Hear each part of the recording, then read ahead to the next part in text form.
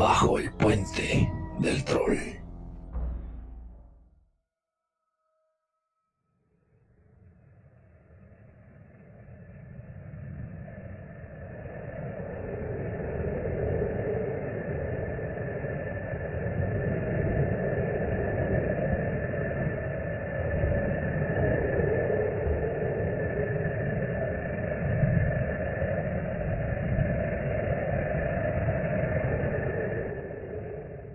Margaret y Catherine Fox eran las hijas menores de John y Margaret Fox, una pareja de neoyorquinos metodistas que se mudaron con sus dos hijas más pequeñas cuando sus dos hijos mayores, Leah y David, abandonaron su hogar para hacer su propia vida, casarse, hacer sus negocios. Margaret y John decidieron volver exactamente al mismo lugar donde habían vivido antes de mudarse, pero no encontraron su propia propiedad disponible. Así que se mudaron a una muy pequeña casa que fuera suficiente para acomodar a toda la familia, 4 miembros.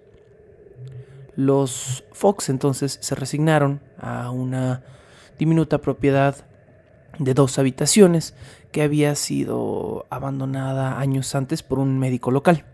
La propiedad estaba en Hydesville, Nueva York, y era perfecta en términos de precio, aunque un poco apretada en términos de espacio, para las necesidades de una esposa, un marido trabajador y 2 hijas pequeñas, hijas de un herrero, que buscaba suerte en el oeste de Nueva York tratando de conseguir un nuevo trabajo.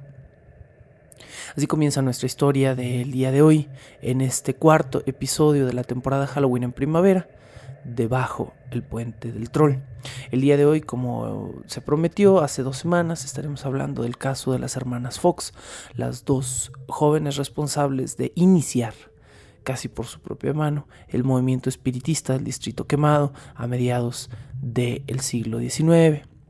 Movimiento que tuvo su auge a finales del siglo XIX y que finalmente en las primeras 2 décadas del siglo XX decayó y se convirtió en otra religión New Age, más incluso antes de que lo New Age estuviera de moda, que volvería a ponerse de moda en los 60 y 70 del siglo XX.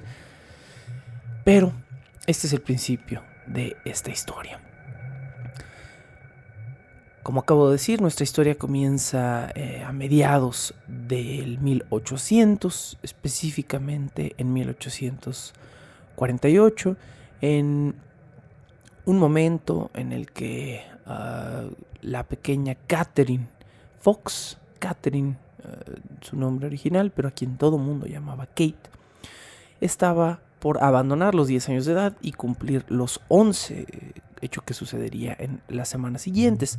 Por lo tanto, sabemos que esto sucede en marzo de 1848.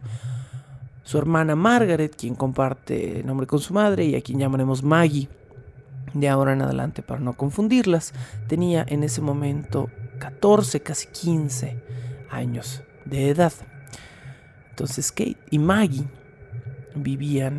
dormían juntas en una de las únicas 2 habitaciones en la casa de Hydesville, a donde se mudaron los Fox. Existen algunas fotos de la propiedad que se preservó íntegra hasta cerca de 1930 y tantos, y que hoy en día se ha convertido en un museo con alteraciones y con agregados a la propiedad. Pero por lo que se alcanza a apreciar de las fotografías originales de la casa de los Fox, era una casa verdaderamente diminuta. Cuando dicen una casa con 2 habitaciones, yo personalmente imagino una casa con sala, comedor, cocina y 2 pequeñas habitaciones, muy similar a las casas en las que vivimos muchos de nosotros. No obstante, al parecer, cuando dicen 2 habitaciones, se refieren a una casa de 2 habitaciones en total. Una casa donde había un espacio para una especie de recibidor cocina y otro espacio para apenas 2 camas con pequeñas separaciones. Por lo que esto todavía hace más extraña la historia que estamos por contar. Fue pues una noche del mes de marzo de 1848 que los misteriosos golpeteos comenzaron. Originalmente, cuando yo investigué esta historia, estaba convencido de que esto debía haber sucedido en una casa de 2 pisos. No obstante, al ver las fotografías de la propiedad original a finales de los años 30, me resulta increíblemente difícil concebir cómo es que este caso llegó a crecer tanto en una propiedad tan pequeña.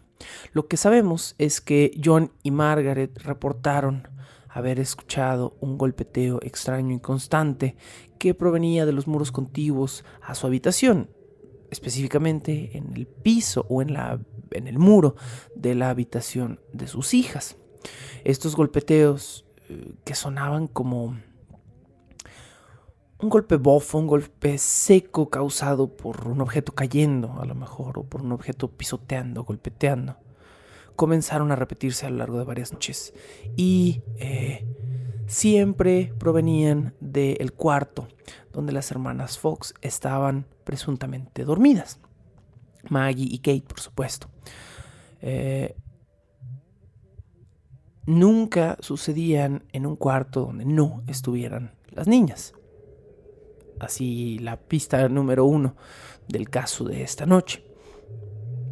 La noche específica del 31 de marzo de 1848, John y Margaret Fox, los padres de las hermanas Fox, estaban totalmente convencidos ya que aquellos ruidos no eran naturales. Además, era bastante fatigante para ellos que se repitieran noche con noche, un golpeteo incesante en el muro o en el piso, que cuando estos padres iban a confrontar a sus hijas, pues las encontraban presuntamente dormidas. Por lo que las confrontaron en un par de ocasiones y las hermanas decían haber escuchado el ruido peculiar, decían haberse levantado con este ruido extraño, pero decían no saber qué era lo que lo provocaba. Kate, la más pequeña de las 2 hermanas, incluso dijo haber descubierto que fuera lo que fuera aquel golpeteo, estaba interactuando con ella. A la noticia de esto, su madre descreyó totalmente a la pequeña. La joven Kate le dijo que pusiera atención y tronó los dedos 3 veces. Y acto seguido, desde una esquina del cuarto donde se encontraba su hermana Maggie, provino un chasquido ligeramente distinto a lo que sus padres habían oído a través del muro, donde más lejanamente el chasquido, el tronido, contestó con el mismo número de veces que la joven Kate había marcado.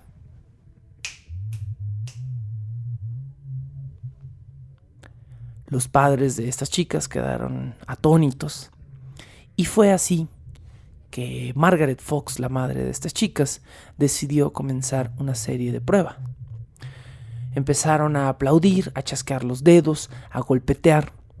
Cada vez que aplaudían, chasqueaban o golpeteaban, un número idéntico de chasquidos lejanos les contestaba. 3 para 3, 4 para 4, 5 para 5. Pero esa no fue el final de la cadena de pruebas. Los Fox comenzaron a preguntar entonces verbalmente las edades de sus hijas. ¿Cuántos años tiene mi hija Kate? 10 años era la respuesta en ese momento y 10 chasquidos lejanos contestaron la pregunta. ¿Qué número de mes estamos? 4 chasquidos contestaron la pregunta de marzo. ¿Qué número de letra es la letra C o D o H del alfabeto? Y el chasquido siempre parecía contestar correctamente. Habiendo hecho dichas pruebas, la familia Fox hizo de esa comunicación presuntamente espiritual un juego habitual. A partir de esas comunicaciones constantes, las niñas Fox comenzaron a referirse a la supuesta entidad espiritual como Señor Pezuñas. Señor Pezuñas haciendo, por supuesto, una alusión al demonio. Así que el señor Pezuñas participaba en estos juegos, las mismas niñas o los padres hacían una pregunta y eventualmente había una respuesta de chasquidos numéricos que, si tenían paciencia, siempre estaba en lo correcto.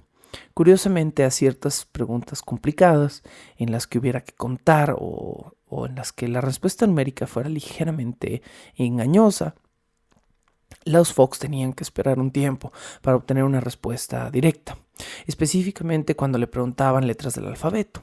Esto hizo que los Fox comenzaran a buscar respuestas verbales a sus preguntas. Nombres, específicamente. ¿Quién eres? Danos tu nombre. Y comenzaron a esperar que el señor Pezuñas contestara estas preguntas con un número de chasquidos que determinaran letras para dar un nombre.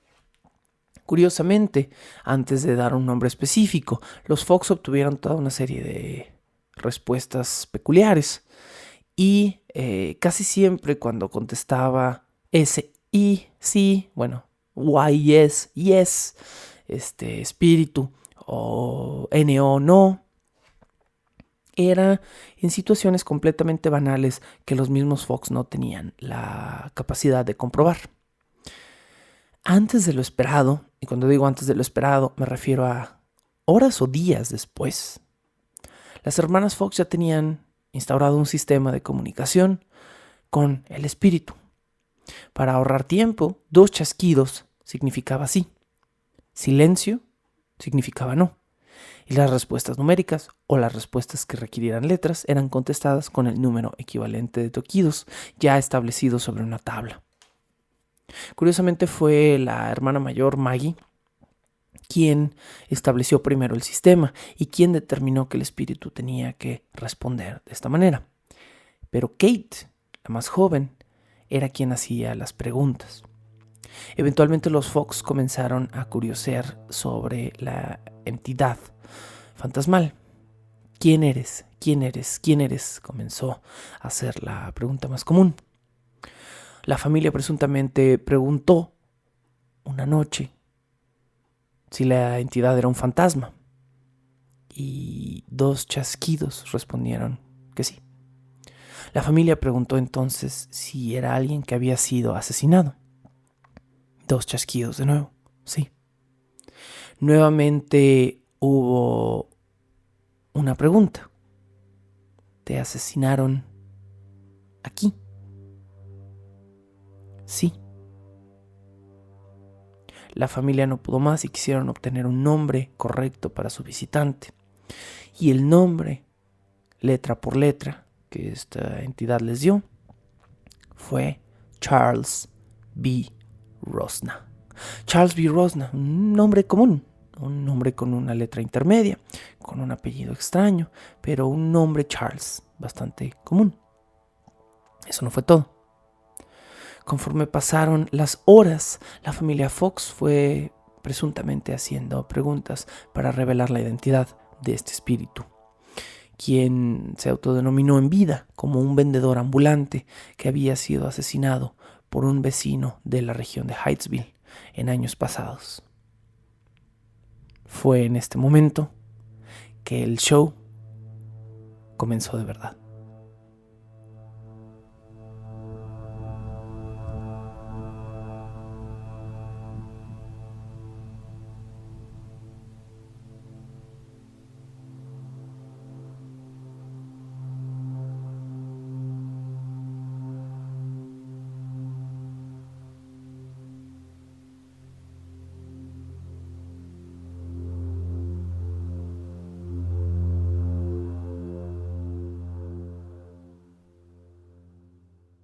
La familia Fox, una familia de recién llegados a la región de Hydesville en el oeste de Nueva York, tenía ahora un atractivo e interesante espíritu en su propia casa.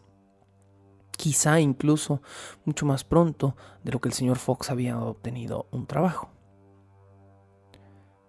Los Fox iban a aprovechar la oportunidad, aunque lo único que les diera este espíritu fuera un poco de atención.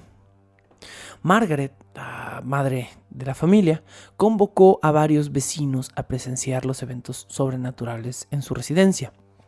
Esto, según ella y según la familia, con la idea de confirmar el fenómeno que ellos estaban viviendo y que de alguna manera no podían creer. Cuando los vecinos comenzaron a hacer preguntas y a escuchar los chasquidos, de repente todos, creyentes y no creyentes, estaban particularmente interesados en el elemento de la muerte de Charles, quien ya había confirmado que había sido asesinado dentro de esa casa. Pero los vecinos querían saber quién había cometido el crimen y por qué. Al parecer, a lo largo de minutos o de horas, el espíritu fue capaz de contestar estas preguntas, aludiendo a que alguien lo había matado por quedarse con sus posesiones de venta y $500 que el vendedor, el supuesto vendedor, había traído consigo. $500, que bueno, en México no suena como una cantidad sustanciosa, pero que no era muchísimo o no sería muchísimo dinero hoy en día. Era una cantidad considerable de dinero en aquel entonces. Deben haber sido a una conversión a 1840 y tantos, cerca de el equivalente a unos 15,000, 12,000, 13,000 dólares actuales. Entonces, bueno, estamos asumiendo que era una cantidad considerable de dinero.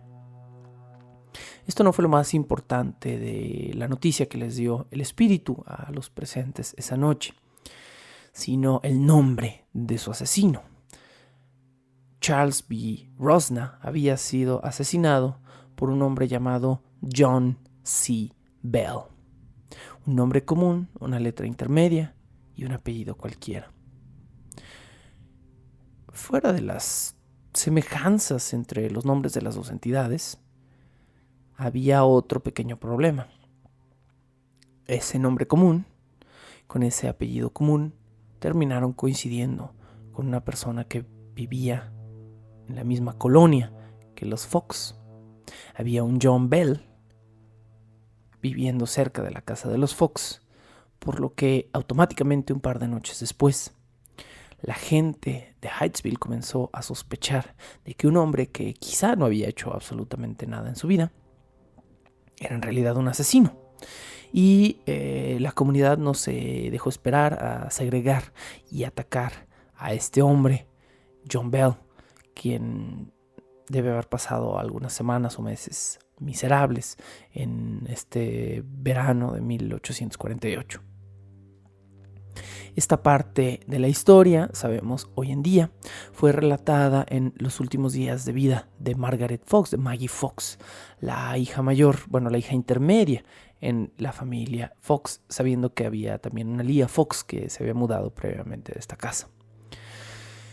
El espectáculo de los Fox llegó a tal grado en los siguientes días que, según testimonios, la casa Fox, así de pequeña como era, llegó a albergar entre 15 y 300 espectadores simultáneos que, fascinados, creían haber encontrado un portal hacia el mundo sobrenatural.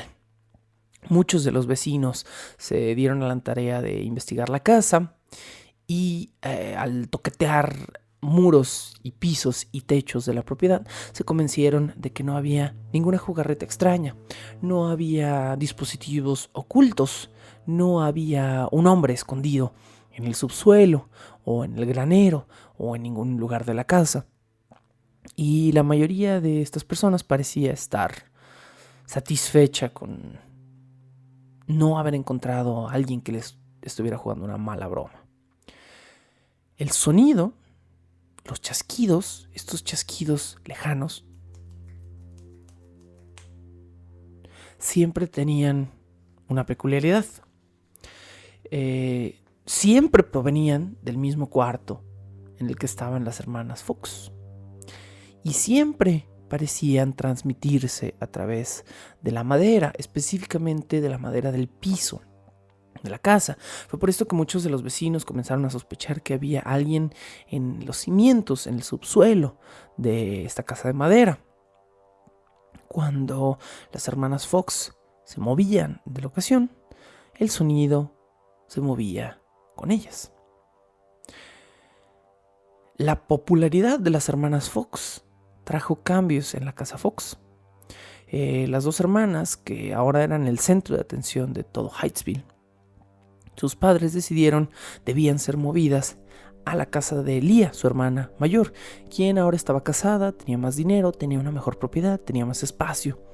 Y los padres de Kate y Maggie tomaron en cuenta su nueva popularidad para convencer a Leah de que las aceptara en su casa. Durante un tiempo las hermanas fueron separadas. Kate se mudó a la casa de Leah, su hermana mayor, y Maggie a la casa de David. Pero ambas propiedades estaban situadas en Rochester, Nueva York, así que no tardaron mucho en volver a juntarse. Pero ¿saben que tampoco tardó mucho? Los chasquidos no tardaron mucho en volver. Cuando Maggie estaba en casa de su hermano David, los chasquidos la siguieron particularmente a ella. Pero cuando las dos chicas volvieron a juntarse en Rochester después de un tiempo, los chasquidos parecían haberlas de alguna manera comenzado a seguir a ambas. Fue en ese momento que, con su nueva fama y con su nueva locación en una mejor zona de Nueva York, las hermanas comenzaron a llamar la atención de escépticos y de creyentes por igual. Una de las primeras parejas que tomó nota de la existencia de este par de jóvenes hermanas fueron Amy y Isaac Post. Amy y Isaac Post mencionamos el término en el episodio anterior de introducción, eran un par de cuáqueros radicales, eran personas que estaban comenzando a creer en este nuevo movimiento espiritista que tendría algunos meses, menos de un año de haber comenzado, y encontraron en el acto de las hermanas Fox una nueva comprobación para su religión popular, el espiritismo. Amy y Isaac Post decidieron apadrinar el acto de las hermanas y para el 14 de noviembre de 1849, ambas hermanas Fox estaban presentando su primera demostración pública, donde daban rienda suelta a sus poderes sobrenaturales. Suelta, pero no tan suelta como uno esperaría. No sobra decir como nota que para mediados de 1850, un año después, este acto era solo uno de muchos que estaban copiando, de cierta manera, el mismo estilo de las hermanas Fox. Las hermanas Fox estaban en boga por todo el oeste de Nueva York. Les digo que no era un acto de rienda suelta total, porque según descripciones circunstanciales de testigos, los límites de los primeros actos de las hermanas Fox eran bastante frívolos y simplones. A las hermanas Fox les hacían preguntas irrelevantes como preguntas sobre la bolsa. ¿Debo comprar acciones en el ferrocarril? ¿Va a ganar mi equipo favorito deportivo? Etcétera, etcétera, etcétera. Datos de futuro incomprobables, irrelevantes acaso, que las dos chicas contestaban con simples sí o no o algún número. Pero por muy frívolo que fuera este acto, no pasaba desapercibido. Fue entonces que un segundo mecenas decidió trabajar con las hermanas. Amy y Isaac Post ya les habían dado una plataforma y ahora sería un hombre llamado Horace Greeley, quien después de haberse dedicado por años a ser editor y haber estado involucrado en la política, decidió financiar a las hermanas. Recordemos que, según la introducción que dimos, el movimiento espiritista era una especie de vanguardia política y social, que la gente que apoyaba este movimiento también lo hacía por motivos políticos. El abolicionismo, la libertad de la mujer y las decisiones del país. Así que el espiritismo recordemos, estuvo cargado de política desde sus inicios. Bueno, a tiempo que todo esto sucedía y que Horace Greeley comenzaba a padrinar a las jóvenes hermanas en Hydesville, la leyenda se estaba desarrollando por su propia cuenta. Hydesville, donde estaba la casa de los Fox, comenzó a ser escenario, vamos a llamarlo, de otras cosas que estaban sucediendo.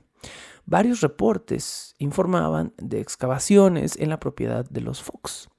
Estos reportes incluso fueron avalados o esparcidos por el mismísimo Sir Arthur Conan Doyle, el autor, por supuesto, de Sherlock Holmes, en Inglaterra. Arthur Conan Doyle estaba muy al pendiente del caso de las hermanas Fox, a pesar de no estar en ese momento en el país. Bueno, varios reportes comenzaron a informar que gente estaba excavando la propiedad de los Fox durante el invierno. Y durante toda la temporada que los hombres estuvieron excavando, estaban excavando en busca de Charles B. Rosna, del supuesto cadáver del asesinado, el espíritu asesinado. Vemos una lógica peculiar aquí, ¿no? A mí me gustaría hacer un pequeño análisis. Estas chicas van por todo Nueva York haciendo actos de espiritismo donde dicen estar acompañadas del espíritu de Charles B. Rosna, un espíritu que además les da información, insight sobre el futuro. Mientras tanto, en casa hay un montón de gente que está convencida de que van a encontrar el cuerpo de ese espíritu, que eso va de cierta manera a comprobar lo que estas chicas están haciendo y que van a sacar los huesos y darles una especie de digno entierro. Eso es lo que está pasando. Los hombres, después de meses de escarbar tierra congelada, deciden que van a esperar hasta el verano. Aquí viene otro dato interesante. Dejan un agujero semi-excavado en la propiedad de los Fox, donde dicen muy pronto, justo aquí, vamos a continuar excavando. Dejan pasar 4 meses hasta que la tierra está caliente y suelta. Y después, cuando los excavadores regresan, encuentran unos metros, acaso menos de 1 metro, debajo de donde habían dejado la excavación, encuentran dientes humanos en la propiedad. Meses y meses excavando, y justo después de donde habían dejado el trabajo, justo en el punto donde lo habían dejado, encuentran estos dientes humanos. No muchos, ¿no? Al parecer fueron solo un par y no comprobablemente vinculables con algún adulto o con algún género en las limitantes que tenían estas personas. Por lo que, fue como una semiprueba inconclusa para ellos de lo que estaban buscando. De repente, ya no solo había dientes, había testigos de la muerte de Charles B. Rosna, personas que habían estado parcialmente involucradas en lo que ellos creían era el asesinato de Charles Rosna. Específicamente nos estamos refiriendo a una mujer que dio su testimonio de que ella había trabajado para John C. Bell, o para la familia de los Bell, que ella juraba haberse topado con un vendedor ambulante llamado Charles, que había desaparecido a los meses de haber pasado por la casa de los Bell, o quizá a los días. Este testimonio no es muy específico. Una decena entonces de testimonios circunstanciales más comenzaron a rondar el caso de las hermanas Fox. Desde testimonios de niños jugando en la propiedad que luego decían haber encontrado supuestos restos humanos, hasta un grupo de hombres que encontró una caja completa llena de huesos y dientes. ¿Cuándo fue esto? 60 años después. 60 años después, pero bueno, ya llegaremos a ese punto. Eso no fue lo único que siguió la fama de las hermanas Fox. Una bola de personas asegurándose de dar testimonio de que lo que estaban haciendo era verdad. No, a las hermanas Fox también comenzó a seguirlas otro grupo de personas muy, muy interesadas por ellas. Me refiero a un grupo de científicos escépticos que estaban decididos a comprobar que los shows por los cuales, por supuesto, las hermanas Fox y sus acreedores cobraban, no eran otra cosa que una farsa.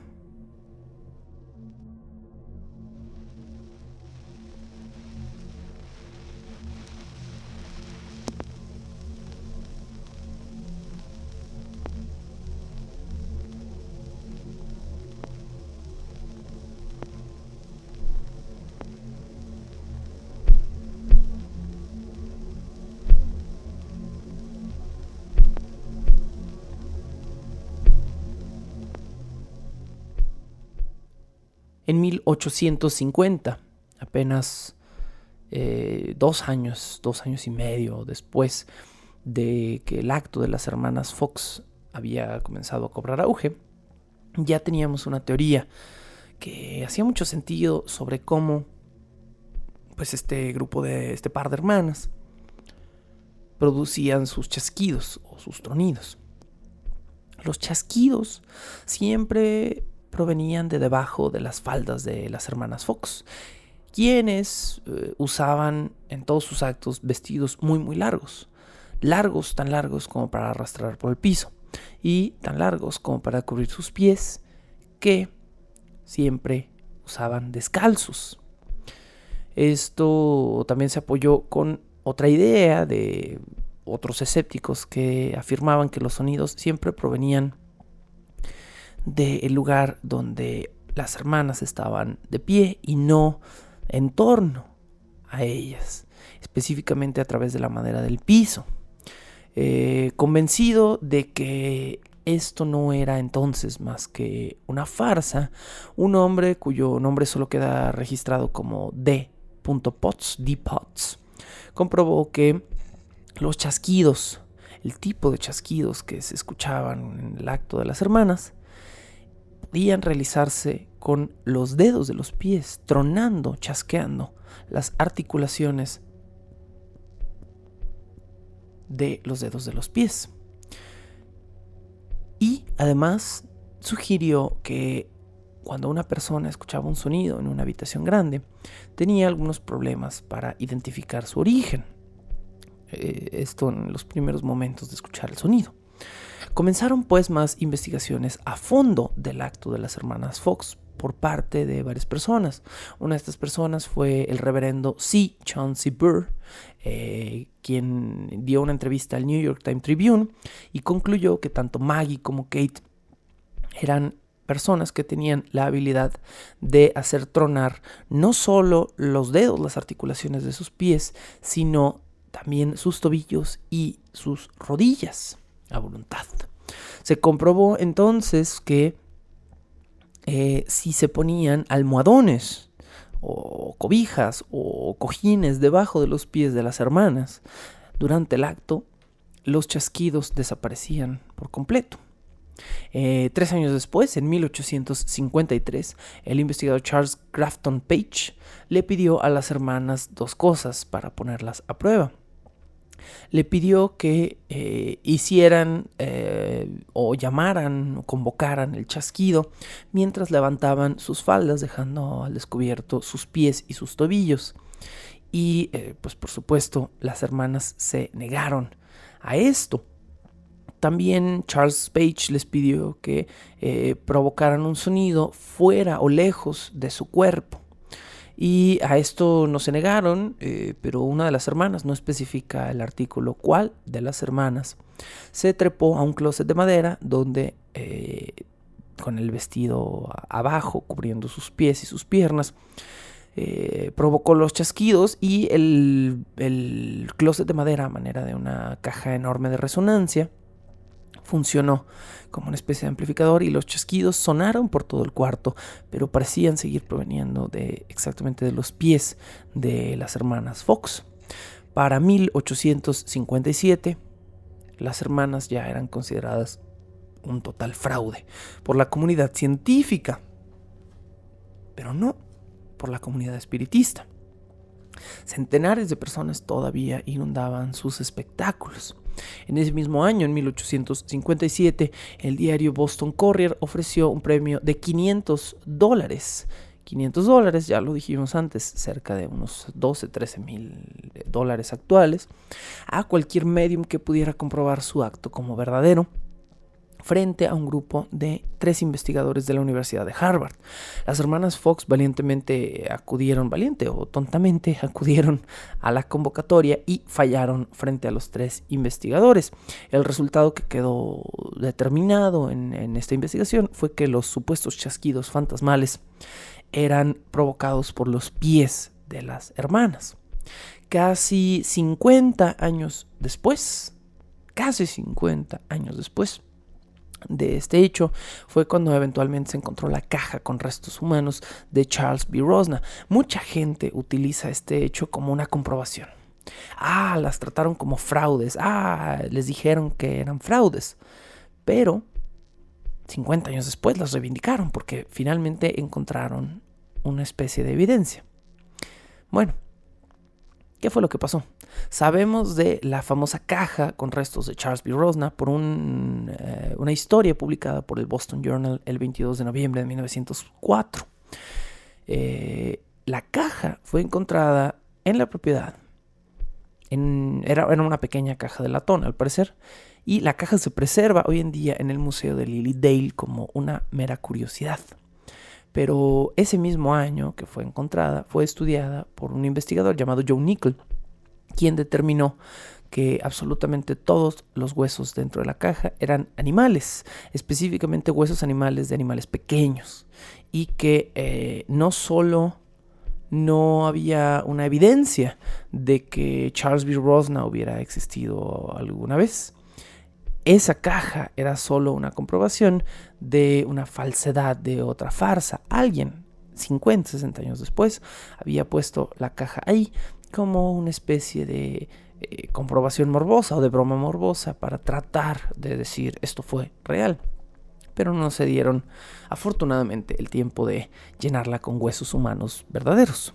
También durante varias semanas, no sé cuánto tiempo, se investigó el muro falso donde se había encontrado la caja. Esto fue en los cimientos de la propiedad y mucha gente creyó que la familia Fox había construido ese muro para ocultar el cadáver de Charles B. Rosna, o que quizá los Bell habían construido ese muro.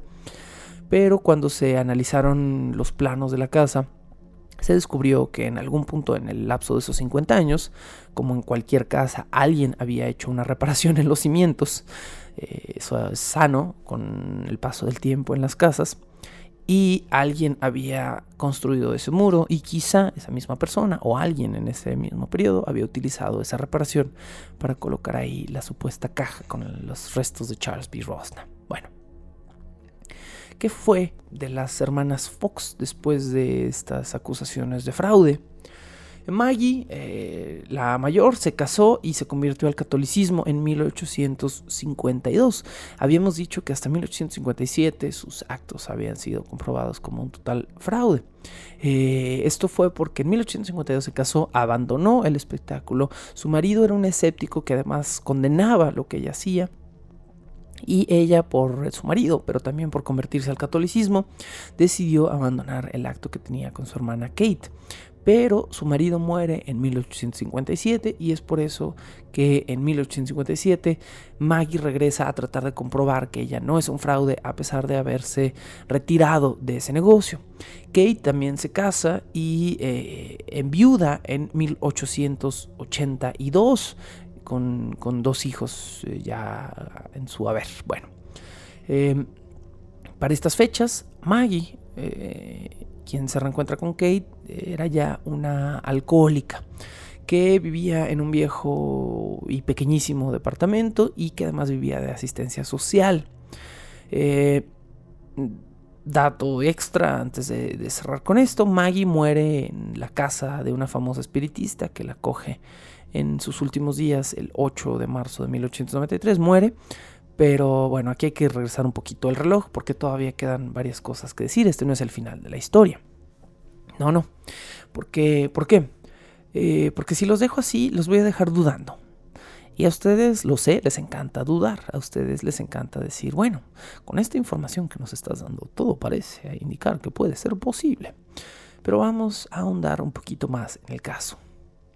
Después del acérrimo alcoholismo de Maggie y de verse ambas hermanas viudas en una sociedad donde los maridos son quienes trabajan, estas dos listas hermanas comenzaron sus actos nuevamente entre los 50 y los 60 del siglo XIX y a pesar de que las llamaron fraudes, pues intentaron seguir lucrando con ello, pero al no poder hacerlo, las hermanas Fox decidieron sacar dinero de otra manera. ¿Cómo? Confesando, finalmente, que todo lo que habían hecho había sido un fraude. Tan temprano como en 1851, recordemos que esto comenzó en 1848, es decir, 3 años después de que inician estas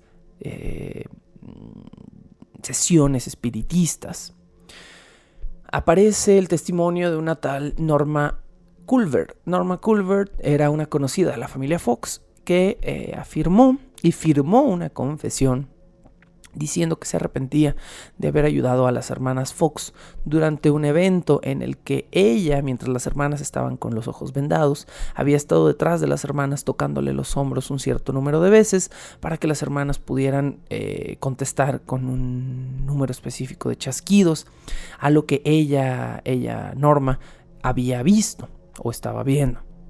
Entonces, tan temprano como en 1851 ya hay documentación sobre que lo que estaban haciendo las hermanas Fox era una farsa.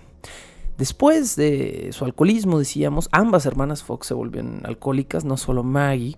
Y después de la muerte de sus maridos, ambas hermanas se pelean con su hermana mayor, Leah.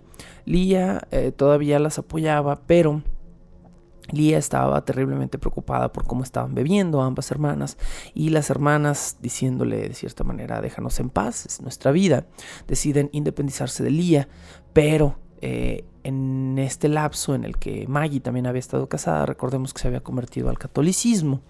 Entonces Maggie tenía una cierta culpa por lo que habían hecho ambas hermanas. Su marido lo consideraba un juego diabólico, pero ella más bien sentía una culpa por la farsa que había cometido. Fue así, a razón de situaciones, circunstancias desesperadas, que el mundo finalmente obtuvo una confesión directa de las hermanas Fox, específicamente de boca de Maggie. En 1888, un reportero le ofreció a las hermanas Fox $1,500, el equivalente actual a 37,000, casi $40,000, por contar su historia a la prensa, en una exclusiva, por supuesto, donde además describieran sus métodos. Así no solo se formó un artículo, sino que esto provocó una demostración donde Maggie Fox, en frente de 200 testigos, demostró, ya sin el impedimento de una larga falda, cómo realizaba cada uno de los tronidos y chasquidos con distintas partes de su cuerpo, específicamente los pies, los tobillos y las rodillas. Aquí leo un fragmento de la declaración de Maggie Fox. Cuando nos íbamos a acostar por las noches, amarrábamos una manzana a una cuerda, la arrojábamos y la utilizábamos para golpear distintos puntos del piso de nuestro cuarto, haciendo que golpeara por ahí. La manzana hacía un ruido extraño al rebotar. Eso fue lo que mi madre escuchó por un tiempo cuando comenzaron los ruidos. No sospechó porque no nos creía capaces de hacer algo así a tan corta edad. Esta es una de las declaraciones iniciales de Maggie Fox con respecto a los primeros golpeteos que los padres de las hermanas Fox escuchaban en el muro o en el piso de su cuarto cuando ya se iban a dormir. Viene aquí otra declaración. La señora Underhill, y aquí Maggie está haciendo una referencia al apellido de casada de su hermana Leah Fox, quien después fue llamada Leah Underhill. La señora Underhill, mi hermana mayor, nos llevó por un tiempo a mí y a mi hermana Katie a Rochester. Allí descubrimos que podíamos hacer chasquidos o toquidos distintos. Mi hermana Katie fue la primera en descubrir que moviendo sus dedos de los pies podía hacer tronidos, también con los nudillos con los dedos de sus manos y sus articulaciones. Viendo que podíamos hacerlo con los pies, primero solo con uno y luego con ambos, comenzamos a practicarlo hasta poder hacerlo sin problemas en un cuarto a oscuras. Los tronidos son el resultado de un perfecto control de los músculos debajo de la rodilla, el cual también gobierna los tendones del pie y los huesos del tobillo, aunque poca gente sabe eso. Dicho control solo se adquiere si se practica desde que uno es niño y constantemente, endureciendo el tendón con los años. Esta es la simple explicación para los tronidos y los toquidos. Así cierra esta declaración Maggie Fox, quien hace toda una serie pues, de declaraciones, ¿no? En otro momento en esta investigación, Maggie declaró lo siguiente. Dice: mucha gente se imagina que algo los toca cuando están escuchando los toquidos, sobre todo si creen que hay espíritus cerca. Sienten como que alguien los toca en un hombro, pero eso es mera imaginación. Una declaración de sugestión aquí, ¿no? Sabemos perfectamente, ya lo dijimos en el episodio de introducción, que Houdini, el gran Harry Houdini, estuvo involucrado en desmentir una buena parte de su vida, en descubrir fraudes espiritistas. Y Houdini no estuvo directamente vinculado en el caso de las hermanas Fox, que yo sepa, pero sí estuvo vinculado en casos donde diversos espiritistas experimentaban con sonidos y toquidos que, como ya dijimos, después de las hermanas Fox se volvió una constante. Houdini declaró lo siguiente: frente a la ilusión de sonido, Stuart Cumberland, aquí acoto, Stuart Cumberland era un mentalista inglés que era contemporáneo a Houdini, me dio un dato interesante sobre la posibilidad de probar que una persona vendada tiene problemas para identificar de dónde proviene un sonido. Simplemente basta con vendarle los ojos y frotar sobre su cabeza 2 monedas a fin de confundirla. Un experimento interesante, ¿no? Que a lo mejor podríamos realizar. Bueno, presionada por el movimiento espiritista, Maggie Fox retractó su confesión apenas un año después, en noviembre de 1889. Meses antes de su muerte. Ambas hermanas Fox murieron alcoholizadas y en total pobreza a finales del siglo XIX, luego del rechazo total que recibieron por parte de la comunidad espiritista al declarar sus acciones como fraude. Una última declaración para cerrar con las palabras de Maggie Fox en una entrevista que dio durante 1888 fue la siguiente: vengo aquí, como una de las fundadoras del espiritismo, a denunciar su absoluta falsedad de principio a fin, como una tonta superstición, como una de las peores blasfemias de este mundo. Las 2 chicas responsables de iniciar todo un movimiento religioso o espiritista que duró en auge cerca de 60 años, se arrepintieron en el final de sus vidas por haber comenzado algo que había iniciado como una broma infantil entre 2 hermanas aburridas en una noche de primavera en el año de 1848. Aquí terminamos el día de hoy. Otra pequeña y rápida reflexión a razón de todo esto. Yo, y esto que les digo es totalmente infundado, pero esta es mi opinión al respecto. Yo tengo la sospecha de que los padres de las hermanas Fox, que vivían en esa casa tan pequeña, tan sin dinero, tan sin trabajo, vieron en el acto de las 2 chiquillas una oportunidad de lanzar a sus hijas al mundo y que ellas pudieran hacer algo lucrativo cuando ellos realmente no tenían los mejores medios para mantenerlas. Dudo mucho de una familia que, al estar encerrada en una casa tan pequeña y al saber que tienes 2 hijas adolescentes o niñas inquietas, no sospecharías en lo absoluto, como dice May, de que ellas estuvieran haciendo algo para jugar una travesura. Más encima, yo soy de la idea de que los Fox sabían todo aquello, pero vieron un talento en sus hijas. Y fue por eso que Margaret Fox, la madre de estas chicas, decide llamar a los vecinos. Esto es mi sospecha, de nuevo, no tengo una comprobación, pero me suena bastante lógico, ¿no? Mira, mi amor, John, lo que las niñas pueden hacer. Mira qué padre, mira qué entretenido, mira qué real. ¿Por qué no llamas a algunos vecinos? ¿Por qué no llamas a algunos amigos? ¿Por qué no de repente hay 300 personas en la casa? En una total sensación, tus hijas van a ser famosas, deberías apoyarlas con esto. No sé, esto es lo que yo pienso que pasó desde un principio. Una pequeña jugarreta de dos niños que se salió de control y que fue avalada por una familia. Terminó formando la base de una religión que era conveniente porque daba un apoyo político y social a una serie de eventos que estaban sucediendo en ese momento y en ese lugar. No sé. ¿Ustedes qué opinan? ¿Ustedes qué creen? ¿Que las hermanas Fox actuaron por su cuenta? ¿Que tuvieron el apoyo de sus padres? ¿Que alguna vez alguno de sus mecenas pudo saber que era un acto y aún así lo llevó a un acto lucrativo? ¿Que alguien con una agenda política que se volvió su mecenas pudo haber apoyado un acto que sabía que no era real, pero que caía perfectamente como anillo al dedo en estos actos espiritistas donde chicas jóvenes hacían cosas supuestamente sobrenaturales para mesmerizar a una audiencia? ¿Qué creen ustedes? ¿Qué creen que pasó aquí? Yo ya les di mi opinión, yo ya les di los hechos, las declaraciones y los datos. Así que, ¿qué dicen? Platiquemos al respecto.